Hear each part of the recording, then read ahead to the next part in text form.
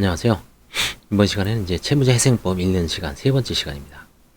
어제 이제 12조까지 봤는데요. 13조 즉시항고 1항 이 법이 규정에 의한 재판에 대한 이해관계를 가진 자는 이 법에 따로 규정이 있는 때 하나에 즉시항고를 할 수 있다.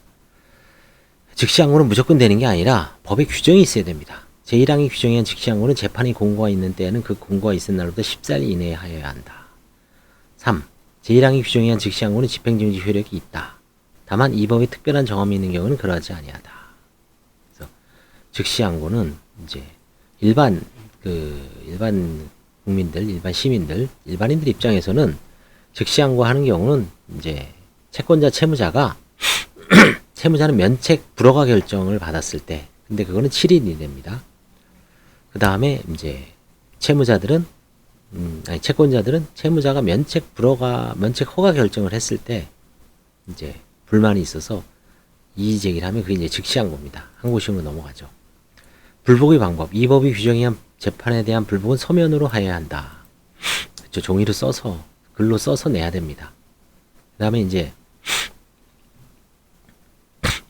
회생 사건에서는 회생법원에서는 관리위원회가 설치되어 있습니다. 파산 사건에서는 이제 파산관제인의 임명에 대해서 이 관리위원한테 조회를 합니다. 그 정도가 좀 의미가 있고요. 뭐 크게 의미는 없습니다. 왜 있죠? 파산관제인 의견의 제시, 그죠? 파산. 관리위원회에 대한 허가사위, 관리위원은 뭐 채권자 협의에도 다 넘어가 있습니다. 일반 개인 파산에서는 거의 읽어볼 일이 없는 조문입니다. 등기도 마찬가지고요. 다만 등기에서 이제 부인의 등기는 저희가 좀 가끔 합니다. 개인 파산에서. 이것도 이제 관제인에 한한 거죠. 등록세를 부과하지 아니한다. 면세라는 얘기죠. 오히려 28조는 중요합니다. 일반인들 입장에서. 자, 사건 기록 열람. 자, 채권자는 어느 날 자기가 돈 받을 사람이 파산을 신청했다 그럽니다. 뭐 법인 파산, 개인의 뭐 회생을 신청했다 그래요. 그러면 어떻게 접근해야 될까요? 통지서가 왔어요. 그럼 일단 사건 기록을 열람을 해야 됩니다. 최대한 사건 정보를 최대한 빼십시오. 일단 다 모든 걸 다 복사한다 그러면 판사가 되는 거 안 되는 거 정해줍니다. 그럼 일단 허가한 거를 법원에 가서 50원인가 그럴 거예요. 돈을 내고 복사를 해요. 뭐 50장, 100장, 뭐 많으면 150장, 몇백 장도 될 수 있죠. 변호사를 선임하면 변호사들은 이제 전자기록 열람을 해서 다운로드를 받습니다. 일반인들도 그 다운로드 받는 방법을 좀 했으면은 그걸 한번 실무관하고 한번 협의를 해보십시오. 될 수도 있습니다. 요즘은. 그래서 사건 기록을 열람합니다. 이해관계인은 1항 이해관계인은 법원의 사건 기록, 뭐 문서 그 밖의 물건을 포함한다죠. 사건 기록의 열람, 복사, 재판서, 조서의 정본, 등본이나 초분의 교부 또는 사건에 관한 증명서의 교부를 청구할 수 있다. 일단은 처음에는 열람이죠. 그 다음 복사죠. 1항이 규정에 의한 사건 기록 중 녹음 테이프 또는 비디오 테이프 또는 이에 준하는 방법의 일정한 사항을 기록한 물건. 요즘은 USB가 이제 예전에 CD까지 있었는데 요즘 CD도 안 쓰죠. 뭐 USB를 쓸 수도 있을 것 같습니다. 녹음 테이프는 비디오 테이프에 관하여는 적용하지 아니한다. 그렇죠? 다만 이해관계 신청이 있는 때는 법원은 그 복제를 허용할 수 있다. USB라든가 CD라든가 이런 전자기록 매체로는 일단 원칙적으로는 복사 열람을 할 수가 없다. 다만 신청에 의할 때 법원에서 허용할 수는 있습니다. 제1항 및 2항의 규정에 불구하고 다음 각 호의자는 해당 각 호의 각목에 정하는 재판에 어느 하나가 있을 때까지 1항 및 2항의 규정에 신청을 할 수 없다. 다만 그 자가 회생 절차 개시 또는 간이 회생 절차 개시 신청이 있는 때는 그러하지 아니하다. 자, 채무자 외의 이해관계인. 자, 보전처분, 보전관리명령, 중지명령, 포괄적 근의명령. 그렇죠. 이런 거를 할 때 채권자한테 알려주면 안 되죠. 그래서 일단 금지시키는 겁니다. 그렇죠? 채무자. 잘 보시고요. 그래서 법원은 이 복제를 허가하는 겁니다. 허가하는 거하고 안 하는 거를 이렇게 구분해서 해줍니다. 변호사 같은 경우는 대부분 다 허가해줘요. 요즘 그럴 겁니다. 개인 파산이나 회생에서 감출 게 없거든요. 법인 회생에서는 이제 감출 게 많죠. 그 회사의 어떤 영업비밀 같은 게 뭐 청산 가치라든가 어떤 앞으로 영업 상황, 그 다음에 재산 평가에 반영될 수 있기 때문에 특허권이라든가 뭐 영업권, 법인 회생에서 크게 문제되지 개인 파산이나 개인 회생, 법인 파산에서 청산 절차에서는 투명하게 청산할 게 좋죠. 감출 이유가 없습니다. 그래서 불허가 결정에 대한 즉시 항고를 할 수 있다. 그 다음에 이제 채무자의 재산 등에 관한 조회, 법원은 필요한 경우 관리인, 파산관제인, 그 밖의 이해관계인 신청에 관한 직권으로 채무자의 재산 및 신용에 관한 전 산망을 관리하는 공공기관, 금융기관, 단체 등의 채무자 명의 재산에 관하여 조회할 수 있다. 자, 파산에서는 이건 이제 유명무실하죠. 왜냐하면 채무자 것은 채무자를 통해서 다 받죠. 저희가 지방세 세목별 과세증명서 받고요, 지적전산자료 조회 받고, 그 다음에 계좌 통합정보 관리 서비스에 통해서 예금 계좌 받고, 보험 내역 받고, 그 다음에 또 뭐 증권 필요하면 증권 받을 수도 있고요. 뭐 다 받습니다. 그렇기 때문에 채무자의 어떤 재산에 대해서는 이미 사실상 파산 신청 시에 다 드러난다고 봐야죠. 다만 저희 같은 관제인은 채무자의 채무자가 돈을 받을 게 있다.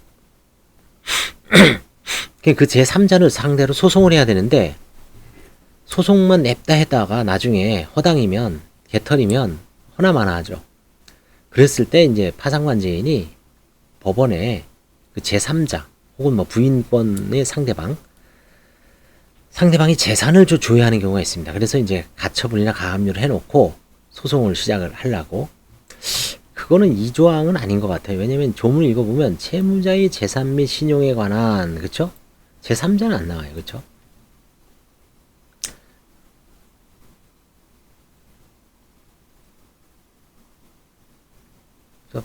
그 조회는, 요거는 채무자의 재산 등에 관한 조회거든요. 그래서 그런 조회는 그냥 일반 민사소송법을 준용하니까 사실조회라고 봐야죠. 예. 관리인이 보수, 뭐 특별하게 이건 문제 없고요. 대리원, 시효의 중단, 이거 중요하죠. 다음 각호의 경우는 시효 중단이 효력이 있답니다. 147조의 목록의 제출, 이건 회생법원입니다. 회생 절차 참가. 다만 그 목록에 기재되어 있지 아니한 회생채권자 또는 회생담보권자가 그 신고를 취하거나 각하는 그러죠. 자, 파산 절차 참가도 시효 중단이 효력이 있습니다. 채권자가 파산 절차 안에 들어오면 채권 정보는 기재되어 있고 그 신고서를 송달을 받고 파산 절차 참가하면 파산 채권을 신고하는 순간 시효 중단이 효력이 있습니다. 다만 파산 채권자가 신고를 취하거나 신고가 각하된 때는 그러하지 아니하다. 신고 채권에 대해서 이런 경우는 거의 없죠. 뭐 개인회생에서는 개인회생 제출, 목록 제출, 그 다음에 개인회생 절차 참가. 그래서 도산 절차에 참가하는 거는 시효 중단의 효력이 있습니다. 그래서 나중에 면책을 못 받으면 그때부터 다시 시효가 기산되죠. 뭐 채무자한테는 파산 절차를 개시하고 개인회생 절차를 개시하는 게 시효 중단의 효력이 있기 때문에 이게 뭐 면책을 받으면 좋지만 면책을 못 받을 때는 또 시효가 연장되는 효과가 있습니다. 그 점을 잘 주의하시기 바랍니다. 차별적 취급이 금지. 2006년 3월 24일 날 신설을 했지만 뭐 상징적인 얘기죠. 누구든지 이 법에 따른 회생 절차, 파산 절차 또는 개인회생 절차 중에 있다는 이유로 정당한 사유 없이 취업의 제한 또는 해고 등 불이익한 처분을 받지 아니한다.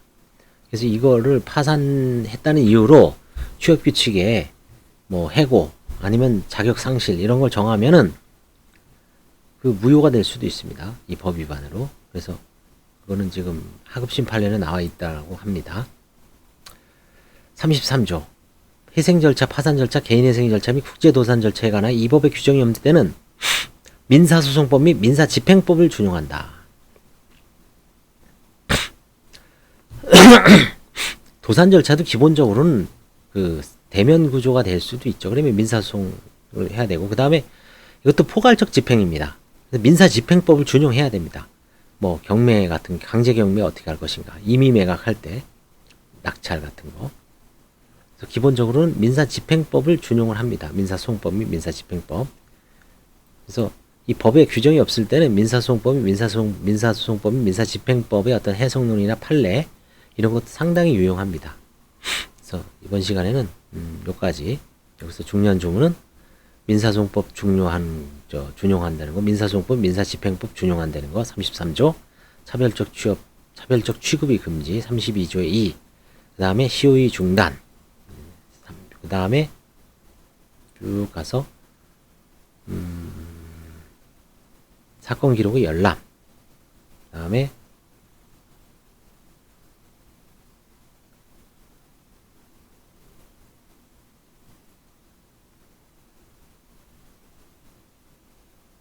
즉시항고, 그죠? 5가지 조문은 유심히 읽어보기 바랍니다.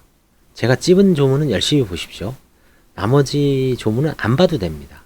그거는 다 개인 파산하고는 상당히 무관하고, 그죠? 무관하기 때문에 굳이 읽을 필요가 없습니다. 네, 감사합니다.